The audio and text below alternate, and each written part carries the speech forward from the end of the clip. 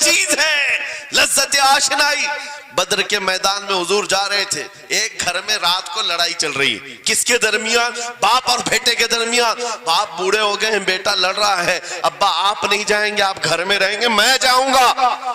باپ کہتے ہیں نہیں بیٹا تو گھر سنبھال، میں جاتا ہوں، میری عمر ہو گئی ہے، میں جاؤں گا حضور کے ساتھ۔ تکرار اتنی بڑھ گئی کہ انہوں نے قرآن اندازی کی، چٹی ڈالیں گے، جس کا نام نکلے گا وہ جائے گا۔ قرآن اندازی ہوئی 3 بار بھی ہوئی تو بیٹے کا ہی نام نکلا۔ باپ نے کہا مجھے نہیں چاہیے یہ تیری قرآن اندازی، میں حضور کے پاس لے چلتا، میں حضور کے پاس جاؤں گا۔ عجب چیز ہے لذت آشنائی۔ حضور کے ساتھ جانے کا جذبہ کیسا تھا؟ ارے وہ قرآن اندازی کر رہے ہیں اپنے آپ کو قربان کرنے کے لیے، کوئی مٹھائی کی تقسیم نہیں ہو رہی تھی کہ جا کر کے مٹھائی ایک لڈو لے آئیں گے، وہ جنگ کے میدان میں جانے کے لیے قرآن اندازی کر رہے ہیں۔ باپ بیٹے کی تکرار، پھر آئے بارگاہ مصطفیٰ میں، دونوں نے دلیلیں رکھی۔ باپ نے کہا یہ جوان ہے، گھر سنبھالے گا، مجھے آپ کے ساتھ جانے کی اجازت دیجئے۔ بیٹے نے کہا یا رسول اللہ میدان جنگ جوانوں سے زیادہ بھرپور ہونا چاہیے، طاقت کا زیادہ استعمال ہوتا ہے، میرے باپ کو آپ کہیں گھر پر دیکھیں، یہاں کے حالات وہ سنبھالے، میں آپ کے ساتھ چلوں گا۔ حضور پاک نے جوان کی بات سن لی اور بوڑھے صحابی سے کہا آپ گھر پر رہیں، آپ کا جوان جائے گا۔ اتنا جملہ کہنا تھا، چیخ نکلی ان کی، دھاڑے مار کر رونے لگے، کہا ہائے افسوس، اس بڑھاپے پر تف ہے مجھے، اس بڑھاپے نے مجھے نبی سے دور کر دیا۔ عجب چیز ہے لذت آشنائی، عجب چیز ہے لذت آشنائی۔ وہ بوڑھے ہو جاتے تب بھی یہ سوچتے کہ حضور کے ساتھ جانے کا موقع ملے۔ ایک خاتون آئی، میں یہ سب مثالیں رکھتا ہوں، اے نوجوانوں پھر تم سے پوچھتا ہوں کیا لذت آشنائی تمہیں بھی ملی ہے؟ حضور کی بارگاہ میں اپنے آپ کو فدا کرنا یا اپنی دنیا کو ٹھوکر مارنے کا جذبہ کبھی آیا ہے؟ ایک خاتون حضور کے دربار میں آئی، جب حضور صلی اللہ تعالیٰ علیہ وسلم کسی میدان کی طرف جا رہے تھے، وہ بھی جنگ کا حال تھا، کئی جنگیں لڑی گئی، ایک خاتون آئی 1.5 سال کا بچہ لے کر، کہا یا رسول اللہ مدینے کی ساری مائیں اپنے جوان لڑکے بھیج رہی تھی، میرے گھر میں کوئی نہیں تھا، ایک 1.5 سال کا بچہ ہے، میں اس کو لے آئی ہوں، اس کو قبول کر لیں۔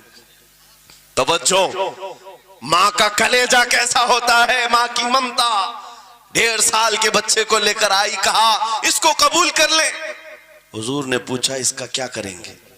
وہ خاتون کہتی ہے یا رسول اللہ میرے شوہر شہید ہو گئے اور میرے پاس سوائے اس بیٹے کے کوئی نہیں، ہاں مجھے اندازہ ہے میرا بیٹا چل پھر نہیں سکتا، تیر تلوار نہیں اٹھا سکتا، یہ جنگ میں جانے کے قابل نہیں، لیکن میں اس حصے سے محروم نہیں ہونا چاہتی جو مدینے کی ہر ماں لے رہی ہے، بس یا رسول اللہ میرے بیٹے کو آپ کسی مجاہد کے ہاتھ میں دے دیں، جب دشمنوں کی طرف سے تیر چلے میرا بچہ ڈھال کے کام تو آ سکتا ہے، میرا بچہ ڈھال کے کام تو آ سکتا ہے۔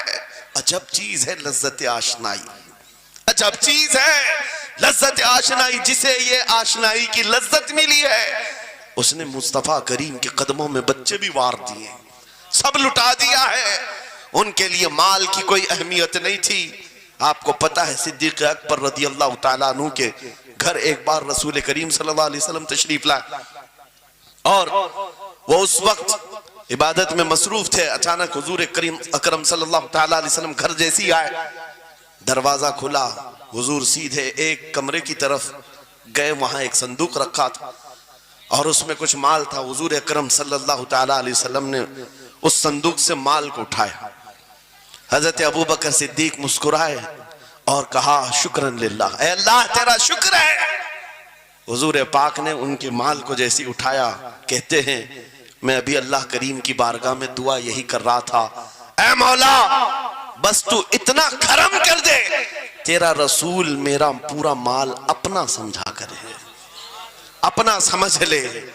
وہ اپنے آپ کو سب لٹا دیتے، پھر کہتے میرے عزیزو عجب چیز ہے لذت آشنائی، جسے یہ مل گئی ہر مصیبت اسے چھوٹی لگتی ہے، ہر مصیبت ہلکی لگتی ہے۔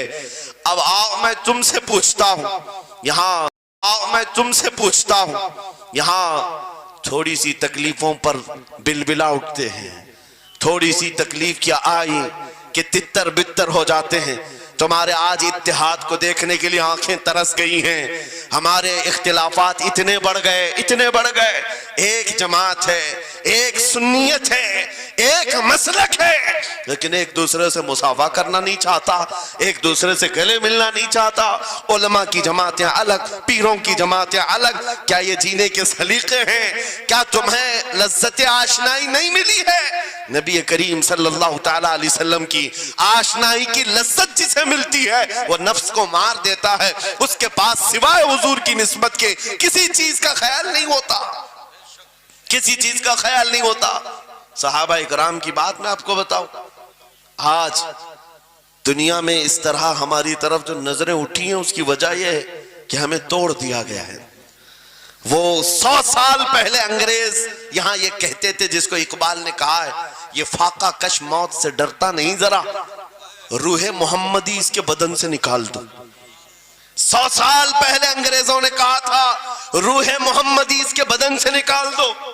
کیوں؟ جب تک روح محمدی اس کے ساتھ ہے، وہی لذت آشنائی ہے جس کو میں کہہ رہا ہوں، وہی عشق مصطفیٰ ہے، جب تک اس کے ساتھ ہے یہ موت سے کبھی ڈرتا ہی نہیں ہے۔ اس کو موت سے ڈرانا ہے تو یہ اس عشق کی دولت کو کھینچ لو، نکال لو، روح محمدی اس کے بدن سے نکال دو۔ تم سب نوجوانوں کو میں تنبیہ کرتا ہوں میرے عزیزوں، روح محمدی تم سے چھیننے کے لیے دنیا نے ایڑی چوٹی کا زور لگا دیا ہے، تمہارے مٹھی میں ہر گناہ کو لا کر جمع کرنے کی کوشش کی گئی ہے، تمہاری آنکھوں کو آج خرید لیا گیا، تمہاری حیا کا قتل کر دیا گیا، تمہارے اخلاق کہاں چلے گئے؟ ہمارا وہ نوجوان جب نکلتا تھا تو اس کے لیے فرشتے استقبال کرے، امت محمدیہ کا وہ غیور جوان جس کے لیے اللہ تعالیٰ نے طوفانوں کے رخ موڑ دیے، سمندروں میں راستے بنا دیے، سمٹ کر پہاڑ ان کی ہیبت سے رائی، آج اس کا حال یہ ہے کہ پوری رات پب جی میں گزار رہا ہے، یہ ٹک ٹاک پر مجرے کر رہا ہے۔ یہ لا کر کے تمہارے ہاتھوں میں اسی لیے تھمایا گیا ہے، اسی لیے تھمایا گیا ہے۔ اور ایک جملہ میں کہتا ہوں عزیزوں، جب شیر اپنی شیری چھوڑ دیتا ہے تو بہت سارے کتے بھونکنے لگ جاتے ہیں، ہاں کتوں کے اندر دم آ جاتا ہے۔ آج دیکھ رہے ہیں ہم، ادھر سے کتا ادھر سے کتا، ہر کوئی منہ اٹھائے بھونکے جا رہا ہے، کبھی حضور پر، کبھی اسلام پر، کبھی قرآن پر۔ اس کی وجہ کیا ہے؟ محمد عربی کے شیروں کو نیند آ گئی ہے، یہ غفلت میں ہے، اور یہی چاہتی بھی ہے دنیا کہ یہ نوجوان نشہ میں ملوث رہیں، یہ دھت رہیں، حسن کے پیچھے بھاگتے رہیں، دولت کے پیچھے ایک دوسرے کا قتل کرتے رہیں۔ دنیا یہ چاہتی ہے محمد عربی کے شعروں میں ہوش کبھی نہ آئے، ورنہ ان کو بھی پتا ہے کہ جس دن یہ کھڑا ہو گیا بہت سارے کیڑوں کی موت آ جائے گی، بہت سارے کتوں کو یوں ہی کھجلی شروع ہو جائے گی۔ تمہیں اٹھنے دینا نہیں چاہتی دنیا، کبھی کبھی بیدار ہونے نہیں دینا چاہتی، مگر جب تک ہمارے پاس آواز ہے، جب تک زبان ہے، ہم بولتے رہیں گے۔ ایک ہی چیز ہے جو تمہیں یہاں سے وہاں لے جاتی ہے، وہ کون سی ہے؟ کہ محمد سے وفا تو نے، تو ہم تیرے ہیں، یہ جہاں چیز ہے کیا لوح و قلم تیرے ہیں۔ سبحان اللہ، نعرہ تکبیر، نعرہ رسالت، مناظر اہل سنت، علامہ سلمان رضا صاحب قبلہ۔